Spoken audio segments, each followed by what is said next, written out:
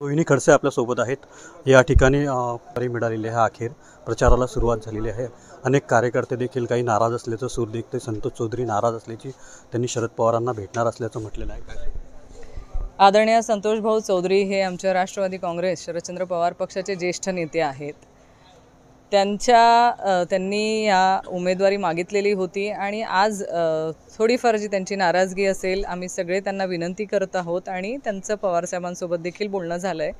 लवकरच त्यांची नाराजगी दूर होईल हा मला विश्वास आहे, कारण त्यांच्या मार्गदर्शनाखालीच ही निवडणूक आम्हाला सगळ्यांना श्रीरामदादा पाटील हे निवडून येतील हा विश्वास आहे। त्याच्यामुळे त्यांच्या नेतृत्वात ही निवडणूक चांगल्या रीतीने पुढे जाईल।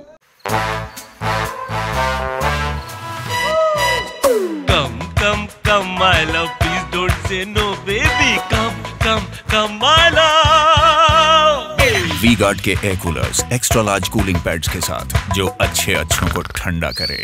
V-Guard air coolers, long lasting cooling. Girish महाजनांनी म्हटलं आहे 5 लाखांच्या वरती मतदान रक्षा खडसेंना विजयी होणार असं म्हटलं। प्रत्येकाला प्रत्येकाच्या पक्षाच्या बाबतीमध्ये निवडणुकीमध्ये बोलण्याचा अधिकार आहे। कदाचित गिरीश भाऊंनी त्यांच्या पक्षाच्या बाबतीमध्ये आणि उमेदवाराच्या बाबतीत मत व्यक्त करणं काही गैर नाही आहे। आम्हाला आमच्या पक्षाचे उमेदवार आदरणीय श्रीरामदादा पाटील निवडून येतील हा पूर्णपणे विश्वास आहे आणि नक्कीच ते पूर्ण होईल। आमचं किती मतांनी विश्वास आहे?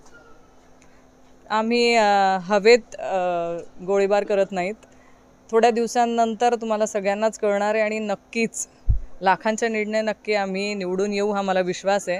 फक्त आकडे आज रोजी सांगण्यापेक्षा आम्ही कामावर भर देतोय आणि संपर्कावर भर देतोय। आमचे उमेदवार श्रीरामदादा पाटील हे तळागाळापर्यंत प्रत्येकापर्यंत पोहोचतायत, आज संपर्क करतायत आणि नक्कीच चांगल्या मतांनी निवडून येतील।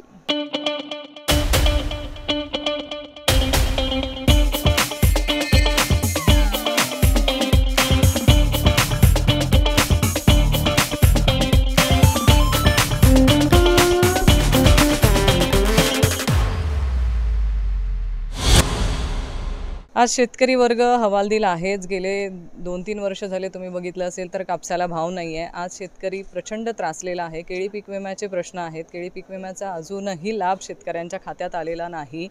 आज सोयाबीन असेल, गहू, ज्वारी असतील, ह्याच्याही संदर्भातल्या अनेक समस्या शेतकरी बांधवांना आहे। आता अवकाळी पावसाचा 2 दिवस आधीच तडाखा आपल्या ह्या परिसरात बसलेला आहे। प्रचंड असं नुकसान शेतकरी बांधवांचं झालेलं आहे, पण शासनाकडून गेल्या मागच्याही वर्षीमध्ये जे नुकसान झालं आहे त्याचा देखील अजून 1 पैसा देखील शेतकऱ्यांना मिळालेला नाही। हे दुर्दैव आहे।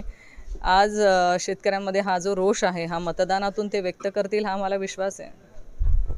या होत्या रोहिणी खडसे, रवी गोरे, TV9 मराठी, मुक्ताईनगर, जळगाव।